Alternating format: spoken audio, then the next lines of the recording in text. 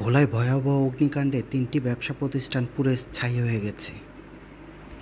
এতে করে প্রায় সোয়া কোটি টাকার ক্ষয়ক্ষতি হয়েছে বলে প্রাথমিকভাবে ক্ষতিগ্রস্ত ব্যবসায়ীদের পক্ষ থেকে দাবি করা হচ্ছে।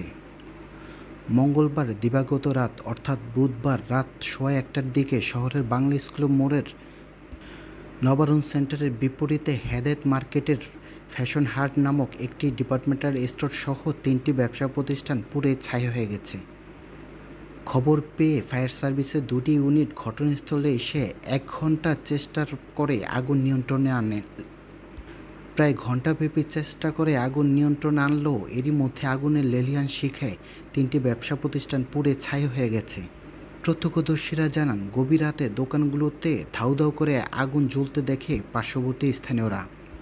এরপর তারা ফায়ার সার্ভিসকে খবর দেওয়ার পাশাপাশি নিজেরাই একে একে বালতি ভরে আগুন নিভানোর জন্য পানি নিক্ষেপ করতে থাকেন। প্রায় আধা ঘন্টা পর ফায়ার সার্ভিসের ২টি ইউনিট ঘটনাস্থলে আসে। এরপর শুরু করে তারা আগুন নিভানোর কার্যক্রম।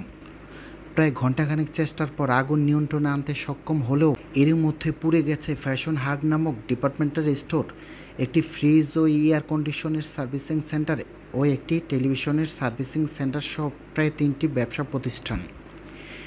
এতে করে প্রায় সোয়া কোটি টাকার ক্ষয়ক্ষতি হয়েছে বলে প্রাথমিকভাবে ক্ষতিগ্রস্ত ব্যবসায়ীরা ধারণা করছেন।